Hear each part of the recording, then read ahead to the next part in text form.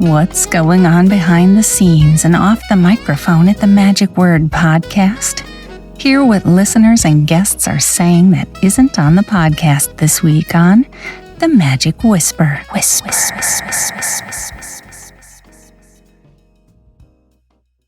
Hello, this is Scott Wells for The Magic Whisper. This week, we're going to be talking a little bit about October being Magic Month. Also, we're going to be talking about the Houdini gravesite. We're going to also have some reader's mail and also ask a question of the week that we would like to hear your replies. Also, I thought you would be interested to hear what podcasts have been the most popular over the last month. And we'll hear a clip from this week's guest on the Magic Word podcast. Well, this week there is a lot of stuff again to share. We'll try to kind of keep this short and sweet so you can share this with your friends as well. Share the whisper with others. Of course, you may or may not know, of course, we are here in the month of October, and this is the time in which it's known as Magic Month. And a lot of times there are different clubs, different corporations, and different Halloween parties that are looking for magicians. And then as it comes down to Magic Week, which is the last week leading up to the end of October, is Magic Week that's designated by the Society of American Magicians each week, and internationally and nationally as the Magic Week. And then, of course, Magic Day is officially on October 31st, the day when Houdini died in 1926. This year, SAM President John Midgley has been working on trying to do a fundraiser. He and Mark D'Souza are working together to try to raise some money in order to help maintain the gravesite of Houdini. It's a very expensive thing, and they're looking for different, not only donations, but some different ideas. One of which is John is designing some playing cards, and if it looks like that there is enough interest, perhaps he can put that on some sort of a crowdfunding or GoFundMe type of a thing. And he's got some various designs that he has been suggesting, and I think look like he's gone the right track to having something that everybody will want. And so we'll keep you up to date on that once this develops. Also, this week, we want to respond to reader mail. Last week, I asked the question of whether volunteers really think that danger tricks has a real element of danger. In other words, why would they come up and put their hand in a hand chopper, or why would they put their head in a head chopper or something if they thought they could possibly be injured?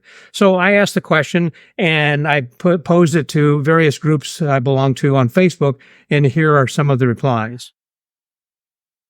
Todd Harris says, lately I've been using a plant in the audience to come up and reverse roles for me with the sword through neck. I asked the assistant if they're willing to help me, and they say no, and then they put you in the stocks. It goes over very well.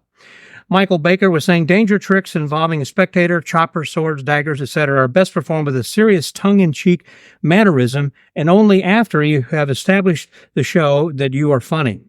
And after you have allowed the audience to see the previous spectators have been treated with kindness. But the humor should exceed the danger element of the trick. It's also important to pre-qualify the spectator in some manner. Don't pick someone randomly. There are shows where serious treatment can work, but most average audiences aren't going to be among those. Regarding smash and stab type tricks, as Michael says, I hate them. My reason is very simple. Very few people are going to have access to the guillotine, but any 8-year-old can actually pound a nail through the hunk of wood. No child needs to have the brains of a bologna sandwich to be tempted to emulate something they believe is cool. Robert Durante says, I don't think anyone should do magic that condones violence. I do not make balloon swords for the same reason. There are times that I do justify it. Blue and gold scout dinners, or maybe an all-adult crowd. Kevin Burke says, disclaimer, never perform the following. For me, the only way I can make it seem real is if it is real. I use 2 staple guns, one loaded, one unloaded. The audience member chooses one and shoots me. That's the basics of it. Spectator management is the key. There's a lot of work that goes into this piece that's guided by Max. That one makes the choice subconsciously preferable. They choose the empty one 80% of the time. In the end, though, if I do get shot, it seems horrific, but shooting staples into oneself is a common busker's stunt. So, enough danger to make the audience a bit uncomfortable, but no possibility for permanent damage. Actual real danger is the only way to make the audience believe. Legal disclaimer, don't ever do that. Good idea, Kevin. Very funny guy. Mark Booth says, about a year ago, I performed the Hayes finger chopper for a woman who became quite freaked out by it. In fact, she felt the blade as it pivoted around her finger. She was not injured physically, not in the least, but she didn't expect to feel anything. So it clearly got in her head, and a reaction got in my head too. I haven't performed that finger chopper since. Stephen Magic Drogi says, a little bit off topic here, but in the late 80s, I would get a lot of nightclubs attention with a skewer through my tongue. I remember Simon Lovell doing that also, putting a skewer through his fake tongue kind of a thing, until my audience started showing up with bolts through their own tongues. Yeah, that's more of a popular thing today. Nick Roberts says, my experience is they're eager to help, but when the convincer is shown, many have second thoughts. J.D. Stewart says, I think the audience does not believe there is any real danger, even if there is. There may be some hesitation on the part of the volunteer because it certainly looks real. Dave Garza says, I personally think there is danger, but that somehow you, the performer, will control that danger. I think they expect the blade to somehow stop and not cut their appendage, but they don't know how, and it's a genuine surprise when the blade goes through and they're unharmed. Now, Bill Palmer, who has been Merlin the Magician for over 25 years, he's since retired, in Houston at the Renaissance Festival, says, I performed the double wrist chopper for decades. I'll be performing again this year at the Renaissance Festival. And as far as the volunteers go, well, I believe they feel they are not in any actual danger. But there are still lingering thoughts in the back of their head that something might go wrong. The chopper I use is probably the most convincing of the lot. I've used other choppers that aren't nearly as convincing. Of course, all of the material has comedic effect and a comedy bent, but I never let the comedy get in the way of the magic or vice versa. It's a thin line. Pete Pizzolato says, but isn't that the same with all illusions, whether it's dangerous or not? And I said, well, I understand that creating optical illusions is what we do. But would a sensible person willingly put themselves in harm's way if they truly believed they were in serious peril of bodily injury?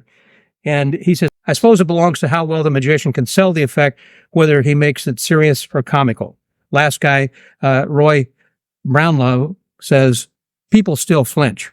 Well, that's kind of a few thoughts from some people who responded to my question about whether or not danger tricks are really expected to be real by the audience. Well, this next week, I'd like for you to consider another question, and that is, what magic tricks are in your performance that, when you have performed them, have made memorable moments truly magical?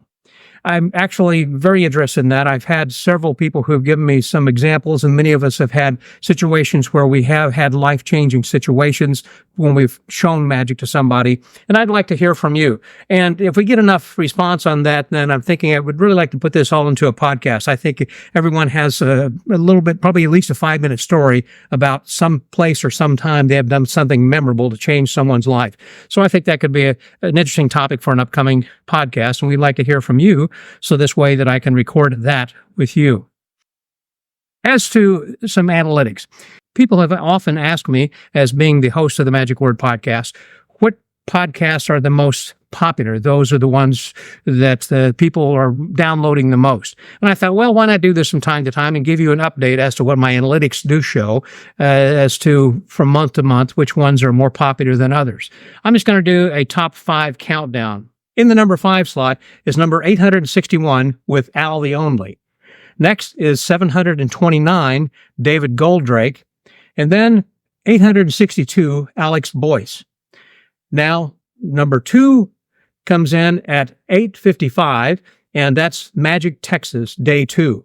And the number 1 podcast that was the most downloaded in the month of September by a factor of 5 to 1 was number 410 with Carissa Hendricks, better known as Lucy Darling.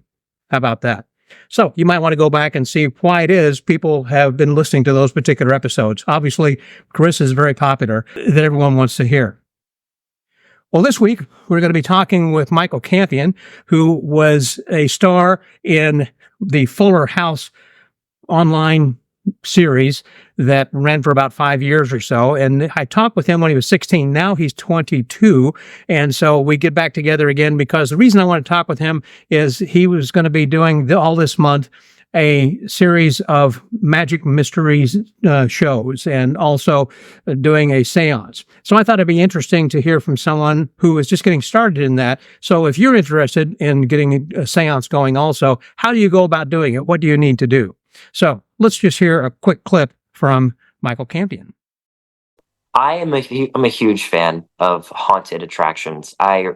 Even when I was really young, my mom designed costumes and everything. Like, we had the most elaborate Halloween parties. We had really great, immersive experiences. She worked for Disney. I grew up in Orlando, so we would always go to their Halloween party. And, she showed me all the fun movies when I was young, and it just got really ingrained in me when I was a kid. And then people who were doing spooky things, but I never thought that they got the pitch right with an actual spooky haunted, it's Halloween themed. It's not just like a spooky show. It's like a Halloween themed show. There's Halloween stuff going on. And I was like, as an audience member, I've always wanted to see something like that. And so it just came to me. I sat down at my computer for 3 hours and just the whole show came all at once. I was like, this is it. Here's what I've always wanted to do. Bang, bang, bang. Obviously, I've had to change things around and, iron things out. But it just really comes from my love of horror and spooky magic haunted things. Well, be sure to come back later this week on Thursday morning, when, at least Central Time, on 9 o'clock, whenever I post the Magic Word podcast for the week. Be sure to tune into that one. I think you'll enjoy the one with Michael Campion as we get into the month of Boo. Next week, we'll be talking with someone who has been doing a seance for a long time, actually the next couple of weeks, and then we're going to be closing out and talking with John Cox about what's new with Houdini. There's always something new on his blog, Wild About Houdini.